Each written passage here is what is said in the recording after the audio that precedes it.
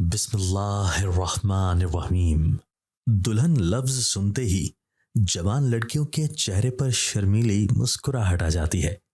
मैं यहाँ कोई रोमानवी तहरीर नहीं पेश करूंगी, क्योंकि बाकी सबकी तरह मेरी जिंदगी में दुल्हन बनना कोई रोमानवी बात नहीं थी। दुल्हन का जोड़ा मेरे लिए किसी अजाब से कम नहीं रहा। मेरा नाम शाजिया है और मेरी उम्र 20 साल है। मेरे खानदान में माँ बाप और 2 छोटे बहन भाई हैं। एक खाला और 2 चाचू हैं। इसके अलावा किसी से मेरा कोई लेना देना नहीं रहा कभी भी। मेरा घर गांव का गरीब घराना था। मेरा बाप खेती बाड़ी करके रोजी कमाता और माँ घर में कपड़े सिलाई करती थी। मेरी माँ ने कभी भी मुझे या मेरे बहन भाई को ऊंचे ऊंचे ख्वाब नहीं दिखाए थे, लेकिन मेरी सहेलियां जब जब शहजादों की बात करती तब मेरा दिल भी एक अलग ही लय पर धड़कने लगता।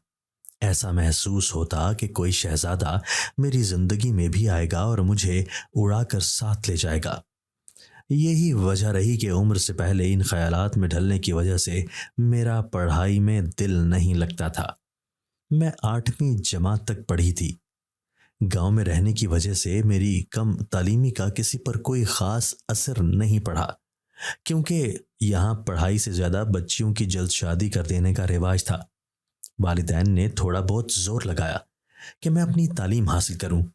अम्मा अब्बा चाहते थे कि मैं कम अज़ कम 10 जमातें पास कर लूं, लेकिन मैंने सिर से इनकार कर दिया।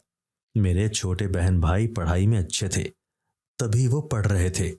मेरे अब्बा जिसकी ज़मीन पर काम करते थे वो दुनिया फ़ानी से कूच कर गया। उसके 3 बेटे थे जिन्होंने उसकी ज़मीन को बांट लिया और सब किसानों को काम से फारिग कर दिया। अम्मा को बहुत सदमा लगा। वो सारा दिन कपड़े भी सिलाई करती और हमारी देखभाल भी करती। अब्बा को नया काम अभी नहीं मिल रहा था, जिसकी वजह से वो घर पर ही रहता। काम करके और ज़्यादा भूखे रहने की वजह से एक दिन अचानक मेरी माँ बीमार हो गई और कुछ दिनों में वो दुनिया से चल बसी। घर में कयामत का समा था। हर कोई बुखलाया सा फिरता। छोटे बहन भाई तो जैसे खत्म ही हो गए थे। मैं भी कहाँ इतनी बड़ी थी जो मुझे घर के काम आते। माँ ने कभी घर के कामों को हाथ तक नहीं लगाने दिया था। और फिर माँ के चले जाने का दुख अलग से था। पहले पहल तो अब्बा घर का काम करते, उन्हें बहुत मुश्किल सहनी पड़ी। फिर गिने चुने रिश्तेदारों ने बातें करना शुरू कर दी। अपनी बेटी को कुछ सिखाओ, कल को इसका ब्याह भी करना है। लेकिन मेरे अब्बा ने मुझे कभी कुछ नहीं कहा था। लेकिन फिर अब्बा को एक फैक्ट्री में काम मिल गया और वो दिन भर का गया रात वापस आता था। मेरी माँ के मर जाने के कुछ अरसे बाद ही मेरे बाप ने दूसरी शादी कर ली। मेरी सौतेली माँ चंचल सी थी। फैशन करना उसका शौक था। अपनी सगी माँ के होते हुए मैंने खूब मौज उड़ाई, लेकिन मेरी सारी मौजें उस दिन खत्म हो गईं जिस दिन मेरी सौतेली माँ मेरे घर आ गई। मेरी सौतेली माँ शुरू शुरू में हमारे साथ बहुत अच्छी रही, लेकिन फिर आहिस्ता आहिस्ता उन्होंने अपना आप दिखाना शुरू कर दिया। कुछ वक्त बाद जब मेरे अब्बा ने फिर से फैक्ट्री जाना शुरू कर दिया, मेरे कमरे में सो रही थी, जब अचानक मेरी सौतेली माँ तन फन करती मेरे कमरे में आई और आते ही मेरे चेहरे पर थप्पड़ों की बरसात कर दी और मुझे घर की सफाई का बोला। मैं रोती धोती उठी और कुछ भी सोचे समझे बगैर घर का काम करने लगी। खाना तो दूर, मुझे ठीक से झाड़ू भी नहीं लगाना आ रहा था। और फिर घर के काम करने का सिलसिला शुरू हो गया। मेरी सौतेली माँ मुझसे और मेरे बहन भाइयों से सारा दिन घर का काम करवाती, लेकिन जैसे ही अब्बा रात में घर आता उसे हमारी शिकायत लगाकर उसको हमसे बदगुमान करती रहती। अब्बा मेरी सौतेली माँ को हौसला देते और मुझे भी समझाते रहते। मैं खामोश रहती कि अब्बा के सामने कुछ बोलूंगी तो उल्टा डांट ही खाऊंगी। मैं सारा सारा दिन काम करके थक के चूर हो जाती। ठंड में कपड़े धुलवाने हो या बुखार में खाना बनवाना हो, मेरी सौतेली माँ सब करती। लेकिन जब मेरे अब्बा हमारे बारे में पूछते तब मेरी सौतेली माँ हम में कीड़े निकालने लगती। पहले पहल तो अब्बा सब बर्दाश्त करते रहे, लेकिन फिर तंग आकर हमें बुरा भला कहने लगे। कभी मारपीट करते तो कभी गालियां देते। मैं खुद अभी बच्ची थी। मैं सब रो धो के बर्दाश्त करती रही। मेरी सौतेली माँ का एक ही भाई था, दुबला पतला सा सांवली रंगत वाला। असलम मुझे किसी सूरत अच्छा नहीं लगता था। वो कभी कभी मेरे घर आता और जब जब आता मैं तब तब अपना आप छुपाती फिरती। मैं जहां जहां जाती वो मेरे पीछे पीछे आ जाता। मेरी सौतेली माँ ये सब छुप कर देखती रहती थी। अलबत्ता मेरा जीना हराम कर देती थी। ताने देती, बात बात पर इल्जाम लगाती।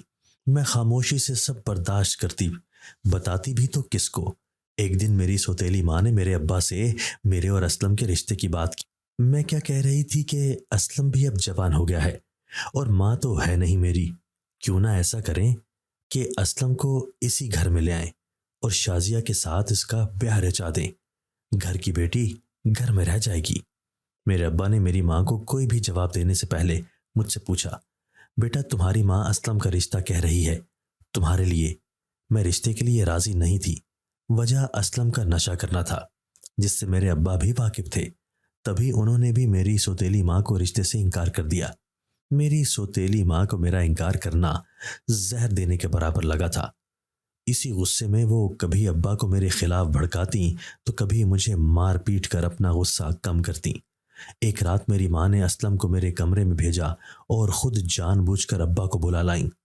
मेरा अब्बा जब मेरे कमरे में आया तो देखा असलम मेरे ही बिस्तर में मेरे साथ कुछ फासले पर सो रहा था। मैं इस सब से बेगाना गहरी नींद में सो रही थी। अब्बा ने आओ देखा ना ताओ मेरे सर के बाल खींचे और मुझे सोई पड़ी को उठाकर मारना पीटना शुरू कर दिया। मार खाती रही और रोते रोते अपनी गलती सोचने लगी, लेकिन मैं उस मार की वजह ना जान सकी। फिर अगले दिन अब्बा से ही सुनने को मिला कि रात में असलम के साथ रंगरलियां मना रही थी। कुछ ही दिनों बाद मेरे घर एक और रिश्ता आया। लड़के की माँ मेरी सौतेली माँ की सहेली निकली, लेकिन अच्छे खाते पीते घर से थे। लड़के के 2 प्लाट थे और वो अच्छी जगह मुलाजमत भी करता था, लेकिन लड़के की उम्र मुझसे दुगनी थी। वो मेरे बाप की उम्र का लगता था। अब्बा को बहुत मना किया, लेकिन वो खामोश रहे और मेरा रिश्ता तय कर दिया गया, क्योंकि मेरी सौतेली माँ ऐसा चाहती थी। मेरे गांव में हमारी पड़ोसन का एक लड़का था, मेरा हम उम्र। मैं नहीं जानती कब कैसे मुझे उससे बेइंतहा मोहब्बत हो गई, लेकिन उस लड़के को भी शायद मुझ में कोई खास दिलचस्पी नहीं थी, क्योंकि वो भी शहर से पढ़ रहा था। उस पर अपने बाप के सामने अपनी एक तरफा मोहब्बत का इजहार करती भी तो कैसे करती। 2 महीने बाद मेरी शादी तय कर दी गई। घर भर में शादी की तैयारियां शुरू कर दी गई। एकदम मेरी सौतेली माँ के पास बहुत सा पैसा ना जाने कहां से आ गया था, जो वो हर आए दिन कुछ ना कुछ खरीदने लगी थी। मेरे ससुराल वालों ने जहेज लेने से मना कर दिया था। मुझे कुछ सुकून हुआ कि शुक्र है किसी में एहसास बाकी है और मेरी परेशानी भी कुछ कम हो गई थी।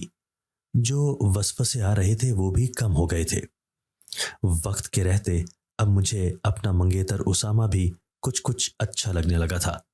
निकाह का वक्त आया तो निकाह नामे पर दस्तखत मेरे हाथ एक बार कांप उठे। मुझे कुछ वक्त के लिए उसामा के साथ ले जाकर बैठाया गया। उसामा के साथ बैठी मैं उसकी बेटी की उम्र की लग रही थी। खाना खिलाने के बाद जब रुखसती का वक्त हुआ तो उसामा ने कुछ पैसे निकालकर मेरे अब्बा के हाथ में पकड़ाए। मैं हैरान होती सोचने लगी कि ये पैसे क्यों पकड़ाए हैं। रख लें अब्बा, हम अपनी औरतों के घरों पर ज्यादा बोझ नहीं डालते। घर पहुंचे तो मेरी सास ने बस थोड़ा बहुत मेरा इस्तकबाल किया। घर में मेरी एक नंद साहिबा मौजूद थी, उसके अलावा और कोई भी मौजूद न था। नंद मुझे कमरे में छोड़ आई। उसामा का इंतजार करती कब मेरी आंख लग गई मुझे पता ही नहीं चला। मेरी सास ने सुबह 5 बजे मेरे कमरे का दरवाजा खटखटाया और बोला कि किचन में आकर सबके लिए नाश्ता बनाए। मेरी सास ने दूसरे दिन ही मुझे घर का काम बता दिया था। मैं हाँ में सर हिलाती अपने मेहंदी लगे हाथों को गौर से देखने लगी। सारा दिन कामों में गुजर गया। न मेरी नंद घर में थी, न उसामा घर आया। सास मेरी कब से रात का खाना खाकर सो चुकी थी और अब मैं भी अपने शौहर का इंतजार करती लेट गई। दरवाजा जोर से खुलने और बंद होने पर मेरी आंख खुल गई, क्योंकि उसामा ने दरवाजा इतनी जोर से बंद किया था। पहले तो आंखें मलती को कुछ समझ न आई, लेकिन जब उसामा को अपने ही पैरों पर डगमगाते देखा तो मेरी जान हवा हो गई। मैं जल्दी से उसामा के करीब हुई। शराब की बू से मेरे असाब शल हो गए। मैंने उसे बेड पर बिठाया और जल्दी से लीमू पानी बना कर ले आई। बाहर निकली तो मेरी नंद का भी यही हाल था। मैं तो हैरान परेशान सब देखकर भौंचा गई। मैंने दोनों को लीमू पानी दिया और नंद को उसके कमरे में जाने का कहा, लेकिन उसने एक ही जिद पकड़ी हुई थी, सेठ के कमरे में जाना है। इशारा बार बार उसामा के कमरे की तरफ कर रही थी। मुझे लगा वो होश में नहीं है, तभी उसामा को सेठ कह रही है। मैंने उसे जबरदस्ती उसके कमरे में भेजा और उसामा के पास जाकर सर पकड़कर बैठ गई। अब ये रोज का काम बन गया था। 3 महीनों बाद मेरे घर एक खुशखबरी आई कि मैं मां बनने वाली हूं। मैं बहुत खुश थी। उसामा जैसे ही आया मैंने सबसे पहले उसे खबर दी कि वो बाप बनने वाला है। लेकिन उसामा की अगली बात सुनकर मैं मनो मट्टी तले दब गई। किसकी नाजायज औलाद है ये? उसामा, क्या कह रहे हो? ये तुम्हारा ही खून। बस लड़की, तुम्हें साथ रखा हुआ है, इसका मतलब ये नहीं कि कुछ भी बको। तुम्हारी माँ ने बताया था कि तुम 1-2 लड़कों को पसंद भी करती रही हो शादी से पहले। क्या पता ये उनकी ही औलाद हो। उसामा मुझ पर गंदे गंदे इल्जाम लगाता रहा और मैं ये भी न कह सकी कि मैंने कुछ नहीं किया। अगर आपको मसला था और आपने मुझ में कुछ देखा था तो आपने पहली रात ही मुझे तलाक क्यों नहीं दी? मैं उसामा से कुछ सख्ती से बात पुरस करने लगी जब उसकी अगली बात पर फिर से लगा कि पूरा आसमान मेरे सर पर आ गिरा है। पैसे दिए हैं तेरी माँ को तेरे, ऐसे कैसे छोड़ देता? मैं होश संभालती इससे पहले ही उसामा मुझे कमरे में अकेला छोड़े कमरे से बाहर चला गया। मेरा शौहर मुझ पर हर आए दिन इल्जाम लगाता रहता। मेरी सास को ना जाने क्या सूझी कि वो मुझे डॉक्टर के पास ले गई। डॉक्टर ने बताया कि मैं बहुत कमजोर हूं, इसलिए बच्चे की जान को भी खतरा हो सकता है। मैं खामोश सर झुकाए बैठी रही। मेरी सास सारे रास्ते अपने और अपने बेटे की कसीदे पढ़ती आई। हमने आज तक तुझे खाने से रोका है क्या, जो तू ऐसे हमें जगह जगह जलील करवाती फिर रही है? आज कई महीनों बाद उसामा को फिर से नशे की हालत में देखा तो बोल पड़ी, उसामा, अल्लाह ने हमें इतनी बड़ी नेमत से नवाजा है। छोड़ दे ये शराब और जुआ। हम दोनों मेहनत करेंगे, मैं भी तेरे साथ कमाऊंगी, दोनों मिलकर इस घर को चला लेंगे। और फिर मेरी इतनी सी बात का उसामा पर इतना गुस्सा चढ़ा कि उसने आओ देखा ना ताओ मेरे चेहरे पर जनाटेदार थप्पड़ रसीद किया। मैं खुद पर काबू न रख सकी और एक तरफ पैर डगमगाने से गिर गई। मेरा पेट जैसे ही टेबल पर लगा, मेरी एक जोरदार चीख पूरे घर में गूंज उठी। मेरी सास और नंद मेरी चीखों से भागकर मेरे कमरे में आई और मुझे ऐसी हालत में देखकर जल्दी से उठाकर बेड पर बिठाया। लेकिन मेरी तकलीफ किसी सूरत कम होने का नाम नहीं ले रही थी। क्या जरूरत थी भाई शराब पी कर आने की? अगर बच्चे को कुछ हो गया तो? अरे होता है तो हो जाए, पता नहीं किस किस का गंदा खून है जो मेरे सर पर डाल रही है। मेरी सास ने जल्दी से साथ वाली आंटी के बेटे को बुलाया और उसकी गाड़ी में मुझे अस्पताल ले जाया गया। लेकिन वहां जाते मुझे पता चला कि मैं अपनी आखिरी खुशी भी खो चुकी हूं। मैं तो जैसे पत्थर की मूरत बन गई। घर आई तो उसामा बिस्तर पर औंधे मुंह लेटा हुआ था। अगली सुबह मेरी सास और नंद ने बोला कि कोई बात नहीं, अल्लाह और दे देगा। लेकिन मुझ में अब बर्दाश्त खत्म हो गई थी। मैंने उसामा की तरफ इशारा किया, तुमने मारा है मेरे बच्चे को, तुमने जान ली है, तुम कातिल हो मेरे बच्चे के। मुझे अभी और इसी वक्त तुमसे तलाक चाहिए। मैं सूजी आंखों से उसामा के सामने सरापा सवाल बनी खड़ी रही, इस सोच के साथ कि ज्यादा से ज्यादा क्या हो सकता है। जान ले लेगा मेरी तो ले ले, मेरे जीने की वजूहात ही जब खत्म हो गई हैं तो मैं जीकर करूंगी क्या? और वो बोला, तलाक चाहिए तुझे? बदजात तलाक चाहिए? मैं तुझे तलाक देता हूं, तलाक देता हूं, तलाक देता हूं। जा चली जा, गरीब औरत, तू मेरे काबिल ही नहीं थी। ये तो मेरी माँ तेरी माँ की सहेली निकल आई, वरना तेरी औकात क्या थी कि तू मेरे घर में रहती। मैं हमेशा की तरह खामोश रही, अपना बोरिया बिस्तर बांधा और अब्बा के घर के लिए निकल गई। अब्बा ने मुझे देखा तो खाना खाते उठ गए। मैंने अब्बा को सारी बात बताई। अब्बा को मेरा ऐसा सदमा लगा कि वो चलते फिरते अब बिस्तर पर लेट गए थे। मैं सारा सारा दिन उनकी खिदमत में गुजार देती, लेकिन शायद अभी मेरी आजमाइश का वक्त पूरा नहीं हुआ था। तभी अब्बा एक रात सोए दोबारा कभी उठे ही नहीं। घर में फिर से एक बार कयामत का समा था। अब्बा के 40वें के बाद असलम ने भी घर में डेरा जमा लिया। सबकी बातों से बचने के लिए अम्मा ने सबको यह जाहिर कर दिया कि घर में कोई मर्द नहीं है, इसीलिए असलम को घर रखा है।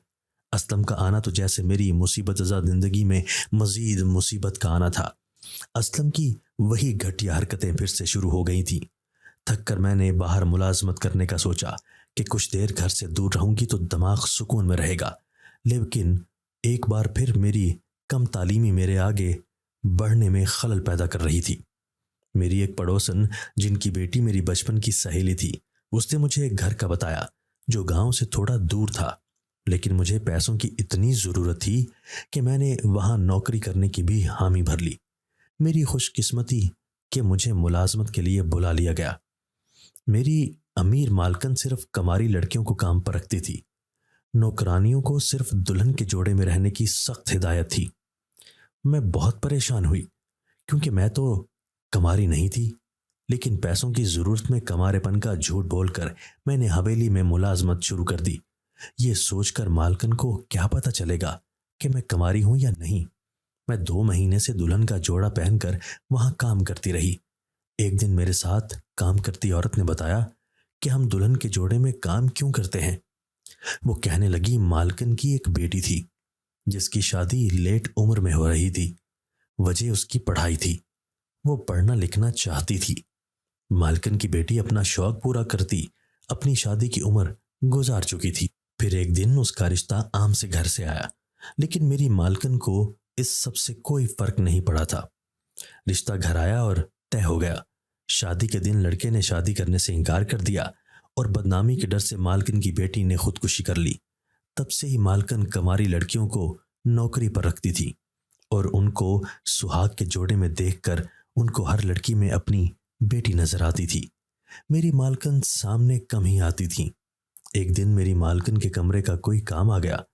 दुल्हन का जोड़ा पहनकर जब मैं मालकन के कमरे में गई तो खौफ से रूह कांप गई।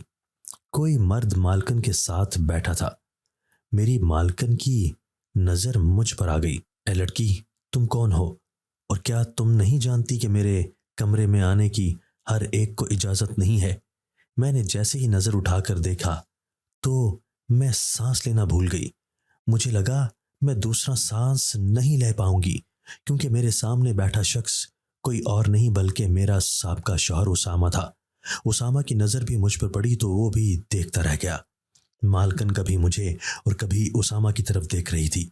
ए लड़की, अब जाती क्यों नहीं है? मैंने जी जी कहती कमरे से भागने की, लेकिन अब मुझे नई फिक्र सताने लगी थी कि उसामा कहीं मेरी शादी का ना बता दे। 2 दिन सुकून से गुजर गए। मुझे यकीन नहीं हुआ कि उसामा ने मेरी और उसकी शादी से मुतल्लिक कुछ भी नहीं बताया। मेरी मालकन को 2 रोज गुजरे तो मेरी मालकन ने मुझे अपने कमरे में बुला लिया। मैं भी दुल्हन के जोड़े में ही कमरे में गई तो देखा मेरी मालकन चेहरे पर सख्ती जमाए बैठी थी और आज भी उसामा सामने ही मेरी मालकन के साथ बैठा था। ए लड़की, तुम कमारी हो क्या? मालकन की बात पर मेरा सांस अटक गया और मैंने बेसाख्ता हाँ में सर हिला दिया। मेरी मालकन ने उसामा की तरफ देखा तो वो भी जैसे गड़बड़ा गया। ये लड़की झूठ बोल रही है। उसामा के कहने पर मुझे लगा अब मेरी नौकरी गई, मतलब फिर से दर दर की ठोकरें खानी पड़ेंगी। क्या सबूत है तुम्हारे पास कि ये लड़की कमारी नहीं है? मालकन के पूछने पर वो कहने लगा, ये मेरी बीवी रह चुकी है और मेरे बच्चे की माँ भी रही थी, लेकिन मेरा बच्चा इस दुनिया में आने से पहले ही खत्म हो गया और फिर मैंने इस बदबख्त को तलाक दे दी क्योंकि इसके चाल चलन ठीक नहीं थे। मैं बुत बनी बस कभी मालिकन और कभी अपने साबका शौहर को देखती रही।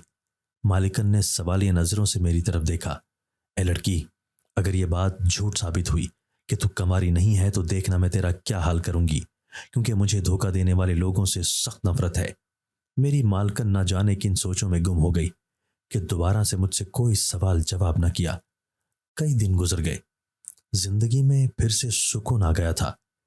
मैं हफ्ते में एक बार घर भी चक्कर लगा लेती ताकि बहन भाइयों का भी पता चलता रहे।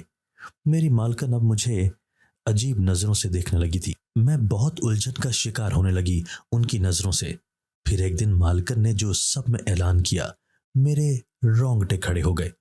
मैंने अपने बेटे की शादी करने का सोचा है, लेकिन उसको तुम सब में से एक लड़की पसंद आ गई है। अब देखो ना, उस लड़की की किस्मत नौकरानी से मालकिन बन जाएगी। सब लड़कियों के चेहरे पर जैसे तजस्सुस आ गया था। न जाने कौन खुशकिस्मत थी वो लड़की जिसको मालकिन के इकलौते बेटे ने पसंद कर लिया था। कुछ लड़कियां तो ऐसे शर्माने लगीं जैसे उनका रिश्ता मांग लिया हो मालकिन ने। इतने में वो बोल पड़ी, शाजिया को मेरे कमरे में ले आओ और इसे तैयार कर दो। इसके घर वालों को भी खबर दे दो। उनकी रजामंदी से मैं शाजिया की शादी अपने बेटे अकरम से करूंगी। मुझे लगा जैसे मैंने कुछ गलत सुन लिया है। सब लड़कियों ने मेरी तरफ देखना शुरू कर दिया था। लेकिन मैडम, मैं कैसे शादी कर सकती हूँ आपके बेटे से? क्यों? तुम क्यों नहीं कर सकती शादी? क्योंकि मैं कमारी नहीं हूं। बेसाख्ता निकले मेरे मुंह से अल्फाज ने जैसे मेरे ही कदमों तले जमीन खींच ली थी। मेरी मालकिन ने साकन निगाहों से चेहरे पर चट्टान सी सख्ती लिए मेरी तरफ देखना शुरू कर दिया।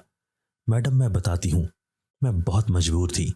मैडम, मुझे इस नौकरी की अचद जरूरत थी। मैडम ने सबको इशारा करके वहां से जाने को कह दिया। मुझे पूरी बात जाननी है, एक एक लफ्ज सच। चूंकि तुम पहले मुझसे झूठ बोल चुकी हो, तभी मुझे अब तुम पर भरोसा नहीं रहा। लेकिन फिर भी मैं तुमसे सुनना चाहती हूं। मैंने एक एक लफ्ज अपनी सगी मां की मौत से लेकर अब तक सब मैडम को गोश गवार करवा दिया। और फिर मैं ये सब सोचते फूट फूट कर रोने लगी। जानती हो मैंने तुम्हें इतनी मोहलत क्यों दी थी? तुम अपनी कहानी सुना सको। मैंने मैडम की तरफ सवालिया निगाहों से देखा। मुझे तुम्हारी सौतेली मां से मिलना है। मैंने खुद को संभाला और अपने घर का पता अपनी मैडम को दे दिया। अगले ही रोज मेरी मालकिन मुझे लिए मेरे घर पहुंच गई। मेरी मां गाड़ी और अच्छे सूट पहने उस औरत को अपने गेट पर खड़ा देखकर हैरान रह गई। जब पीछे से मैं और अकरम भी आ गए, मेरी मां ने मुझे बाहर बुलाया और मुझसे मेरी मालकिन और उनके बेटे के घर आने की वजह पूछी। लेकिन मैं खुद अनजान थी, तो मां को क्या बताती। उनको ये कहकर टाल दिया कि वो मेरी मेहनत पर खुश होती मेरे घर दावत पर आई हैं। मेरी मां ने बहुत लवाजमात बनाकर मेरी मालकिन के आगे रख दिए। अरे बहन, इसकी जरूरत नहीं थी। मैं तो बस आज आपसे आपकी बहुत कीमती शय मांगने आई हूं। मुझे उम्मीद है आप इनकार नहीं करेंगी। ये शीरीं लबो लहजा तो मेरी मां ने कभी सुना ही नहीं था। जी जी बेगम साहिबा, आप हुक्म करें, हम जो दे सकते होंगे देंगे। बहन, मैं अपने इकलौते बेटे के लिए आपकी शाजिया का हाथ मांगने आई हूं। क्या आप मुझे शाजिया का रिश्ता अपने बेटे के लिए देंगी? अकरम का सर अभी भी झुका हुआ था। हाथ पे चमकती सुनहरी घड़ी पहने, बाल सलीके से सेट किए, कॉटन का सफेद सूट पहने वो बहुत खूबसूरत लग रहा था। मैंने उस दिन पहली बार अकरम को गौर से देखा था। अकरम की माँ उसामा की माँ की तरह नहीं थी। वो मुझसे बहुत प्यार करती, मेरा माथा चूमती, लेकिन मैं अपने दिल को कैसे समझाती। फिर शादी से कुछ वक्त पहले मेरी सास मेरे घर आई। खाना खाने के बाद मेरी सास मुझे लिए अकेले कमरे में चली गई। तुम जानती हो मैंने तुम्हें क्यों चुना है अपने बेटे के लिए?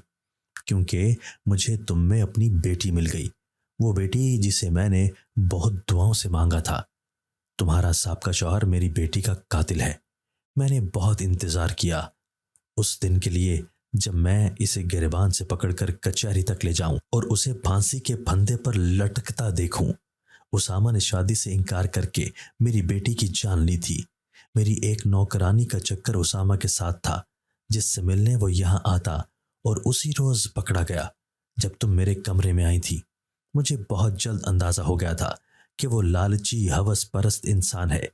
उस दिन उसामा के जुल्म के मुतल्लिक तुम्हारे इंकशाफात पर मैं हैरान रह गई कि क्या ऐसे भी इंसाफ होता है। बेटी, मैं आज तुमसे अपनी बेटी के लिए इंसाफ मांगने आई हूं। उसामा के खिलाफ गवाही दे दो। क्या तुम मेरी मदद करोगी मेरी मरी बेटी के कातिल को पकड़वाने में? मुझे समझ न आई कि मैं क्या कहूं, लेकिन मालकिन की आंखों में इस कदर आस देखकर मैं इनकार न कर सकी।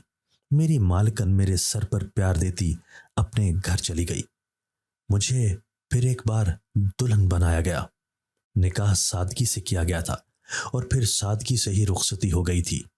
मैं अकरम के साथ तैयार होकर नीचे आई तो मेरी मालकन मुझ पर सदकेवारी जाने लगी। हमने मिलकर नाश्ता किया। सब नौकरानियां मेरी तरफ इश्तियाक से देख रही थी। पुलिस ने उसामा को हथकड़ियां लगाईं और फिर उसे अपने साथ ले गई। अगले ही हफ्ते सुबूत को देखते हुए अदालत ने उसामा को सजा सुना दी थी। मेरी सास के साथ साथ मुझे भी इंसाफ मिल गया था। मैं अकरम से बहुत खुश रहने लगी थी। वो मेरी हर चीज का ख्याल रखता। मेरी सौतेली माँ अकेले रह रह कर कमला सी गई थी। खुद से बातें करने लगती, कभी कुछ करती तो कभी कुछ करती। मैं आज अपने घर बहुत खुश और पुरसुकून हूँ। मुझे अल्लाह ताला ने बेटे से भी नवाजा। मेरे छोटे बहन भाई अच्छी तालीम हासिल कर रहे थे। आज सोचती हूँ कि शहजादे भी होते हैं और शायद अकरम के जैसे होते हैं। और हाँ, मुझे भी शहजादा मिल गया था। मेरी सहेलियों की बातें सच हो गई थी। आज मैं सब बेटियों से एक ही बात कहूंगी कि पढ़ाई सब बेटियों की जरूरत है। पढ़ाई के बगैर एक औरत खाली हाथ रह जाती है। किस्मत भी तभी साथ देती है जब हाथ में कुछ हुनर हो। अपनी किस्मत को आजमाने से पहले खुद को इस काबिल बनाना जरूरी है।